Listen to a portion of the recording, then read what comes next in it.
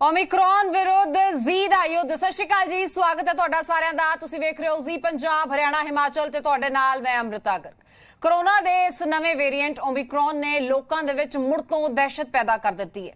ਮੁਲਕ ਦੇ ਵਿੱਚ ਓਮਿਕਰॉन ਦੇ 5 ਮਾਮਲੇ ਹੋ ਗਏ ਨੇ। ਇਸ ਨੂੰ ਲੈ ਕੇ ਤੁਹਾਡੇ ਮਨ ਦੇ ਵਿੱਚ ਵੀ ਕਈ ਸਵਾਲ ਹੋਣਗੇ ਤੇ ਇਸੇ ਲਈ ਤੁਹਾਨੂੰ ਅੱਜ ਇਸ ਦੇ ਨਾਲ ਜੁੜੀ ਹਰ ਜਾਣਕਾਰੀ ਦੇਵਾਂਗੇ। ਅੱਜ ਅਸੀਂ ਤੁਹਾਨੂੰ ਡਰਾਵਾਂਗੇ ਨਹੀਂ, ਸਗੋਂ ਇਸ ਦੇ ਨਾਲ ਲੜਨ ਦੇ ਤਰੀਕੇ ਦੱਸਾਂਗੇ। साडा टिच्चा समस्या पैदा करना नहीं, सगों हल लभना होएगा। कोरोना दे इस नवे वेरिएंट दे लक्षण की ने, तुहानू इस दे नाल बचण दे लई की करना चाहिए है, किहड़ी चीज़ तो बचाव करना चाहिए है, सब कुछ तुहाडे तक पहुंचाउण दी कोशिश करांगे। इस लई तुहानू घबराउण दी कोई जरूरत नहीं है, सावधान रहण दी जरूरत जरूर है, क्योंकि इस संकट की घड़ी दे विच मिल के बाहर असीं निकलांगे। सावधानी साडा हथियार होएगा। ओमिक्रॉन विरुद्ध जी दे इस युद्ध दे विच तुसीं भी जरूर साडे नाल जुड़ो।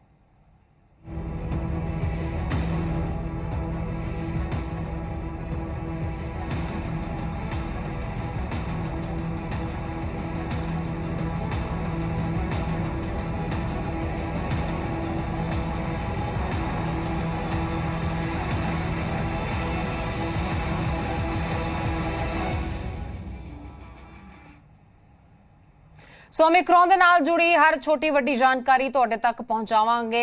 हर वो जानकारी जिसका सीधा सरोकार तुहाडे नाल होएगा। मुल्क दे विच ओमिक्रॉन अपने पैर पसार रहा है। हुण तक 5 मरीज सामने आ चुके हैं। राजधानी दिल्ली दे विच ओमिक्रॉन दा पहला केस सामने आया, जो दिल्ली दे LNJP अस्पताल दे विच भर्ती है। 12 शक्की मरीजों दे विचों 1 मरीज च ओमिक्रॉन की पुष्टि हो चुकी है। दूजे पासे मुंबई ते गुजरात दे विच भी एक मरीज दे विच इस वेरिएंट की पुष्टि हुई है। ते सब तो पहला ओमिक्रॉन का जो केस है वह कर्नाटक तो सामने आया, जिथे 2 मरीजों की पुष्टि हुई है। सो कुल मिला के इस वेले देश दे विच 5 मरीज ने जिन्हां दे विच इस कोरोना के नवे वेरिएंट ओमिक्रॉन की पुष्टि हो चुकी है। कोरोना का नवा वेरिएंट, इस दे फैलाव तो बचाव ते इको एक जानकारी जरूरी है। सावधानी ते जागरूकता जरूरी है, क्योंकि अजिहे समय च तुहानू डराउण वाले कई लोग होणगे, पर जी मीडिया का टिच्चा तुहानू डराउणा नहीं, सतर्क करना रहेगा। जी मीडिया तुहानू डराएगा नहीं, तुहानू जागरूक करेगा, तुहानू हल देगा, तां जो असीं रल मिल के इस संकट तो बाहर आ सकीए।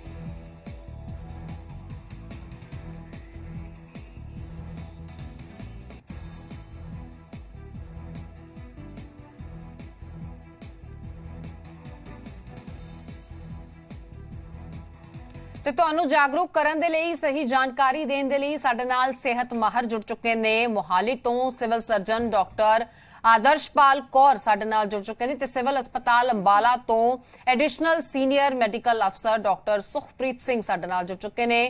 ਤੁਹਾਨੂੰ ਦੱਸ ਦਈਏ, ਦੋਨਾਂ ਨੇ ਹੀ ਵੱਡੀਆਂ ਜ਼ਿੰਮੇਵਾਰੀਆਂ ਨਿਭਾਈਆਂ ਨੇ। ਸੁਖਪ੍ਰੀਤ ਸਿੰਘ ਨੂੰ इस कोरोना दौरान पूरे जिले की जिम्मेवारी निभाने के लिए हरियाणा के सेहत मंत्री अनिल विज वालों सन्मानित भी किया गया सी। सो आपो अपने खिते दे विच मल्ला मार रहे ने तमाम मुलाजम, ते खास तौर पर साडे डॉक्टर्स की गल की जाए, साडे सेहत मुलाजमां की गल की जाए, इन्हां ने जो वड्डा योगदान दिता है, जाहिर तौर पर वो जीवन दान तो घट नहीं है। तमाम उन्हां परिवारां ते उन्हां मरीजां दे लई जिन्हां ने इस कोरोना वर्गी महामारी नूं, इस बीमारी नूं अपने पिंडे ते हटाया। दोवां ही डॉक्टर्स का बहुत बहुत स्वागत है। ਤੇ ਸਭ ਤੋਂ ਪਹਿਲਾਂ ਮੈਂ ਰੁਕ ਕਰੂੰਗੀ civil surgeon doctor Adarshpal Kaur ਹੋਰਾਂ ਦਾ। ਮੈਮ, ਅੱਜ ਦੇ ਇਸ ਦੌਰ ਦੇ ਵਿੱਚ ਜਦੋਂ ਕਿਤੇ ਇਹ ਲੱਗਿਆ ਸੀ ਕਿ ਅਸੀਂ ਪਟਰੀ ਤੇ ਵਾਪਸ ਆ ਗਏ ਹਾਂ, ਕਿਤੇ ਲੱਗਿਆ ਸੀ ਕਿ ਸ਼ਾਇਦ ਕੋਰੋਨਾ ਸਾਡੀ ਜ਼ਿੰਦਗੀਆਂ ਦੇ ਵਿੱਚੋਂ ਚਲਾ ਗਿਆ ਹੈ, ਹਰ ਇੱਕ ਵੱਧਦੇ ਗੈਪ ਦੇ ਨਾਲ ਇਹ ਕੋਰੋਨਾ ਇੱਕ ਨਵੇਂ ਰੂਪ ਦੇ ਵਿੱਚ ਸਾਹਮਣੇ ਆਉਂਦਾ ਤੇ ਉਹ ਨਵਾਂ ਰੂਪ ਹੋਰ ਵੀ ਜ਼ਿਆਦਾ ਖਤਰਨਾਕ, ਹੋਰ ਵੀ ਜ਼ਿਆਦਾ ਘਾਤਕ ਹੁੰਦਾ ਹੈ। ओमिक्रॉन की गल की जाए तो दस्सिया जाता है कि इसके कुछ खास लक्षण भी नहीं हैं, पर फिर भी किन्हां चीज़ों तो एहतियात किया जाना चाहिए तां जो इस वेरिएंट तो बचा जा सके। हाँ जी, सब तो पहला सब नूं प्यार भरी सत श्री अकाल। अज असी ओमाइक्रॉन वायरस की एक म्यूटेशन है, जिस तरह ये अपना रूप बदलता रहता है। सब तो पहला असी कोविड वायरस देखिया, उस तो बाद डेल्टा वेरीएंट, फिर डेल्टा प्लस वेरीएंट आया, तो हुण अगला उहदा ही वेरीएंट है जो जिसका नाम ओमाइक्रॉन दिता गया। सो असी सावधान पहला ही सी तीजी वेव नूं लैके, उस बारे पहला ही तैयारी चल रही सी। असी कदे भी अवेसले नहीं होए, क्योंकि होर देशां दा जो असी सिनैरियो देख रहे हैं उहदे विच तीजी वेव आई है। ਤੇ ਅਸੀਂ ਭਾਰਤ ਵਿੱਚ ਵੀ ਇਹ ਸੋਚ ਰਹੇ ਸੀ ਕਿ ਤੀਜੀ ਵੇਵ ਬਾਈ ਐਂਡ ਆਫ ਨਵੰਬਰ ਅਸੀਂ ਮਹਿਸੂਸ ਕਰਾਂਗੇ, ਫੇਸ ਕਰਾਂਗੇ। ਚਲੋ ਉਹ ਵੇਵ ਉਸ ਹਿਸਾਬ ਨਾਲ ਪਰਮਾਤਮਾ ਦੀ ਕਿਰਪਾ ਰਹੀ ਨਹੀਂ ਆਈ ਜਿਸ ਵਿੱਚ ਅਸੀਂ ਸੋਚ ਰਹੇ ਸੀ ਕਿ ਬੱਚੇ ਅਫੈਕਟ ਹੋਣਗੇ ਜੀ। ਪਰ ਇੱਕ ਨਵਾਂ ਵੇਰੀਐਂਟ ਜੋ ਦੱਖਣੀ ਅਫਰੀਕਾ ਵਿੱਚ ਪਾਇਆ ਗਿਆ ਹੈ ਜਿਸ ਦਾ ਨਾਮ ਓਮਾਈਕਰੋਨ ਹੈ, ਹੁਣ ਉਸ ਨੂੰ ਲੈ ਕੇ ਅਸੀਂ ਥੋੜੇ ਚਿੰਤਾ ਵਿੱਚ ਹੈ, ਪਰ ਸਾਡੀਆਂ ਸਾਰੀਆਂ ਤਿਆਰੀਆਂ ਪੂਰੀਆਂ। ਸੋ ਇਸ ਨੂੰ ਲੈ ਕੇ ਕੋਈ ਸਪੈਸ਼ਲ ਤਿਆਰੀ ਨਹੀਂ ਹੈ, ਉਹੀ ਯੂਨੀਵਰਸਲ ਪ੍ਰੀਕਾਸ਼ਨਸ ਜੋ ਅਸੀਂ ਪਹਿਲਾਂ ਕਰੋਨਾ ਤੋਂ ਲੈਂਦੇ ਰਹੇ ਹਾਂ।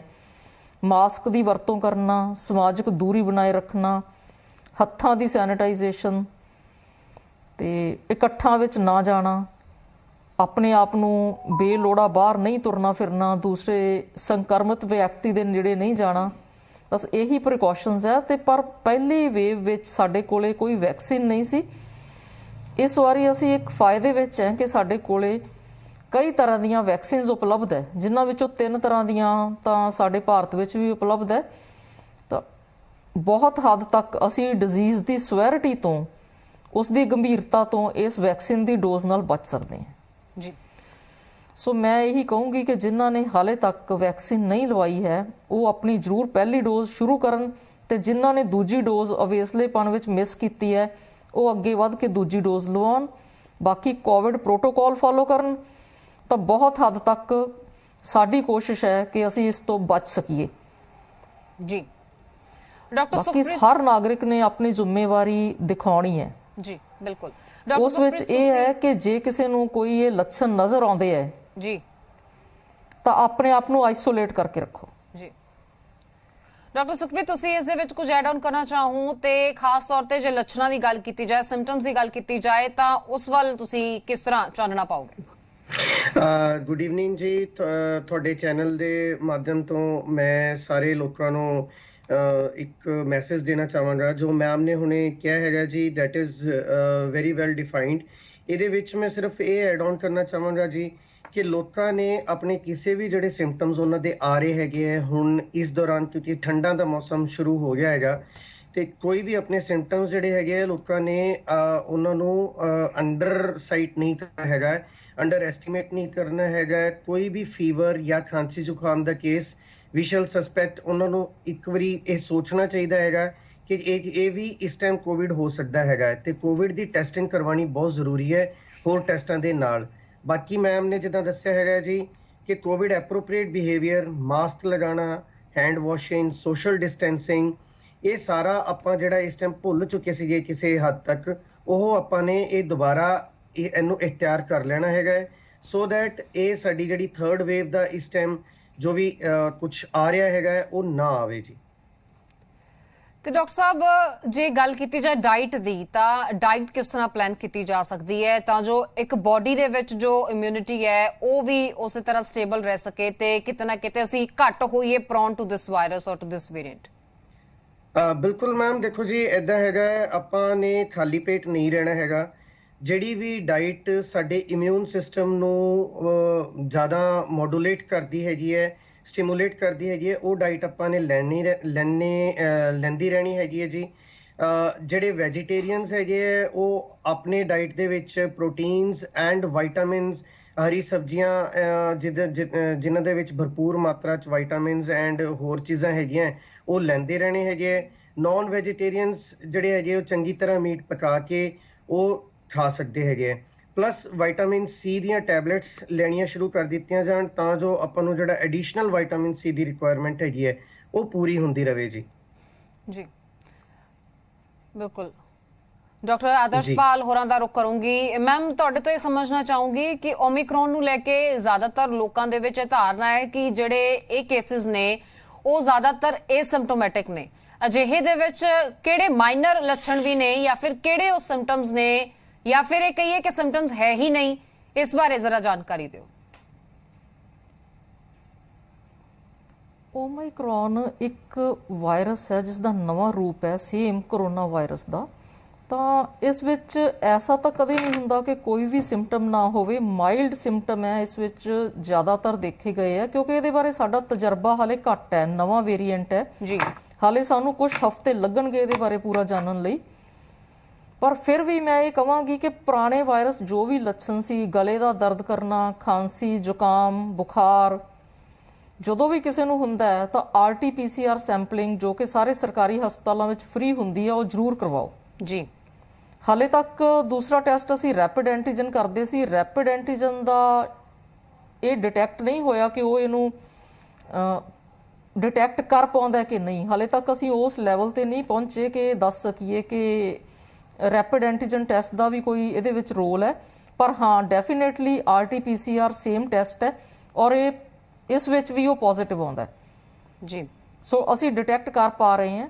ਬਾਕੀ ਜਿੱਥੋਂ ਤੱਕ ਸਾਨੂੰ ਇਸ ਵਾਇਰਸ ਦਾ ਪਤਾ ਲੱਗਿਆ ਕਿ ਇਹਦੀ ਇਨਫੈਕਟਿਵਿਟੀ ਜ਼ਿਆਦਾ ਹੈ, 5 ਗੁਣਾ ਵੱਧ ਸੰਕਰਮਿਤ ਕਰਦਾ ਲੋਕਾਂ ਨੂੰ ਪਹਿਲੇ ਵਾਇਰਸ ਨਾਲੋਂ, ਪਰ ਬਹੁਤ ਜ਼ਿਆਦਾ ਸੀਵੀਅਰ ਸਿੰਪਟਮ ਨਹੀਂ ਹੈਗੇ, ਇਹ ਥੋੜੇ ਮਾਈਲਡ ਸਿੰਪਟਮ ਹੀ ਰਹਿੰਦੇ ਆ ਇਹਦੇ ਜੀ। ਹਾਲੇ ਤੱਕ ਸਾਨੂੰ ਇੰਨੀ ਹੀ ਜਾਣਕਾਰੀ ਹੈ। ਔਰ ਵੈਕਸੀਨ ਜੋ ਟੈਸਟ ਹੋਈਆਂ ਅਮਰੀਕਨ, ਬ੍ਰਿਟਿਸ਼ ਟਾਈਪ ਦੀਆਂ, ਉਹ ਇਹਦੇ ਵਿਰੁੱਧ ਲੜਨ ਵਾਸਤੇ ਕਾਫੀ ਇਫੈਕਟਿਵ ਹੈ। ਔਰ ਭਾਰਤੀ ਵੈਕਸੀਨ ਹਾਲੇ ਇਹਦੇ ਵਿਰੁੱਧ ਟੈਸਟ ਨਹੀਂ ਹੋਈ ਹੈ ਜੀ। ਉਹ ਵੀ ਆਉਣ ਵਾਲੇ ਸਮੇਂ ਵਿੱਚ 1-2 ਹਫ਼ਤੇ 4 ਹਫ਼ਤੇ ਵਿੱਚ ਟੈਸਟ ਹੋ ਜਾਏਗੀ।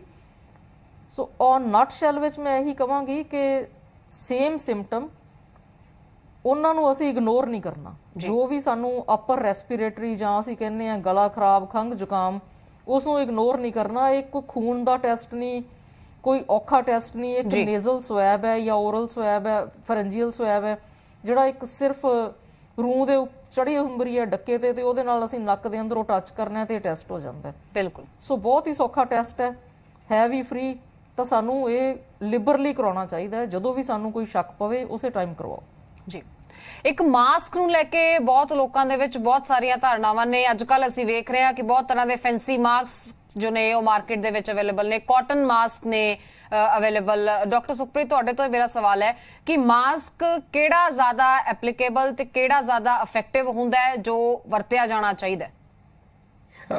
ਜੀ ਮੈਮ, ਦੇਖिए ਸਭ ਤੋਂ ਪਹਿਲਾਂ ਤਾਂ ਮੈਂ ਇਹ ਕਹਿਣਾ ਚਾਹਾਂਗਾ ਜੀ ਕਿ ਮਾਸਕ ਜਿਹੜਾ ਟ੍ਰਿਪਲ ਲੇਅਰ ਹੈਗਾ ਸਾਡਾ ਸਰਜੀਕਲ ਮਾਸਕ, ਉਹ ਕਿਸੇ ਵੀ ਵਾਇਰਸ ਦੇ ਐਂਟਰੀ ਵਾਸਤੇ ਬਹੁਤ ਜ਼ਿਆਦਾ ਇਫੈਕਟਿਵ ਹੈ।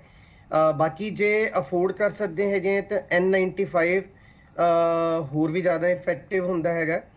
ਸੈਕੰਡਲੀ, ਜਿਹੜੇ ਕੱਪੜੇ ਦੇ ਮਾਸਕ ਦੀ ਤੁਸੀਂ ਗੱਲ ਕਰ ਰਹੇ ਹੋ ਜੀ, until and unless it is 3 layered mask, ਜੇ ਜਦ ਤੱਕ 3 ਲੇਅਰ ਮਾਸਕ ਚ ਨਹੀਂ ਹੈਗੀਆਂ ਉਦੋਂ ਤੱਕ ਆਪਾਂ ਪ੍ਰੋਟੈਕਸ਼ਨ ਲੈਵਲ ਕੁਝ ਵੀ ਨਹੀਂ ਮੰਨਾਂਗੇ ਜੀ। ਆਪਾਂ ਕਹਿ ਸਕਦੇ ਹਾਂ ਕਿ ਉਹ ਇੱਕ ਜਸਟ ਫਾਲਸ ਪ੍ਰੋਟੈਕਸ਼ਨ ਤੁਹਾਨੂੰ ਪ੍ਰੋਵਾਈਡ ਕਰੇਗਾ। ਮਰੀਜ਼ ਜਾਂ ਜਿਹਨੇ ਵੀ ਉਹ ਲਾਇਆ ਹੁੰਦਾ ਉਹਨੂੰ ਲੱਗਦਾ ਹੈ ਕਿ ਮੈਂ ਮਾਸਕ ਲਾਇਆ, ਬਟ ਐਜ਼ ਪਰ ਆਫ ਸਾਡਾ ਓਪੀਨੀਅਨ ਡਾਕਟਰਸ ਕਮਿਊਨਿਟੀ ਦਾ, ਆਪਾਂ ਇਹ ਕਹਾਂਗੇ ਜੀ ਕਿ ਕੱਪੜੇ ਦੇ ਮਾਸਕ ਜੇ ਤੁਸੀਂ ਲਾਣੇ ਹੈ, yes, because it has become fashion statement ਬਣ ਗਿਆ ਹੈਗਾ ਅੱਜ ਕੱਲ, ਤੁਸੀਂ ਨੀਚੇ ਸਰਜੀਕਲ ਮਾਸਕ ਲਾ ਕੇ ਉੱਤੇ ਕੱਪੜੇ ਦਾ ਮਾਸਕ ਲਾ ਸਕਦੇ ਹੋ ਜੀ। ਤੇ ਮੈਂ ਥੋੜਾ ਜਿਹਾ ਐਡ ਕਰਨਾ ਚਾਹਾਂਗਾ, ਪਿੱਛੇ ਮੈਮ ਨੇ ਹੁਣੇ ਜਿਹੜੇ ਸਿੰਪਟਮਸ ਦੱਸੇ ਹੈਗੇ ਆ ਸੈਕੰਡ ਵੇਵ ਦੇ ਦੌਰਾਨ ਜੀ, ਆਪਾਂ ਨੇ ਸਕਿਨ ਮੈਨੀਫੈਸਟੇਸ਼ਨਸ ਯਾਨੀ ਕਿ ਸਕਿਨ ਦੇ ਸਿੰਪਟਮਸ ਵੀ ਦੇਖੇ। ਲੋਕਾਂ ਨੂੰ ਸਾਡੇ ਕੋਲ ਜਿਹੜੇ ਮਰੀਜ਼ ਦਾਖਲ ਸੀਗੇ ਉਹਦੇ ਵਿੱਚ ਮਰੀਜ਼ਾਂ ਦੀ ਜਿਹੜੀ ਆਪਣੀ ਚਮੜੀ ਹੁੰਦੀ ਹੈ ਉਹ ਵੀ ਥੋੜੀ ਜਿਹੀ ਲੱਥਦੀ ਪਈ ਸੀਗੀ। ਪਲੱਸ ਕਈ ਮਰੀਜ਼ ਐਸੇ ਵੀ ਸਾਡੇ ਕੋਲ ਸਾਹਮਣੇ ਆਏ ਹੈਗੇ ਜਿਨ੍ਹਾਂ ਦਾ ਹੇਅਰ ਫਾਲ ਵੱਧ ਗਿਆ ਸੀ ਜੀ। ਪਲੱਸ ਪੇਟ ਦੀਆਂ ਮੈਨੀਫੈਸਟੇਸ਼ਨਸ, ਲੂਜ਼ ਸਟੂਲਸ ਲੱਗਣੀਆਂ ਲੋਕਾਂ ਨੂੰ, ਬਹੁਤ ਸਾਰੇ ਮਰੀਜ਼ ਉਦਾਂ ਦੇ ਸੀਗੇ। ਸਮੈਲ ਜਾਣਾ ਤੇ ਟੇਸਟ ਜਾਣਾ, ਇਹ ਤਾਂ ਬਹੁਤ ਹੀ ਕਾਮਨ ਸੀਗਾ। ਓਮਾਈਕਰੋਨ ਦਾ ਆਪਾਂ ਸਸਪੈਕਟ ਕਰਾਂਗੇ ਜੀ ਸਿੰਪਟਮਸ ਆਹੀ ਰਲਦੇ ਮਿਲਦੇ ਹੋਣਗੇ।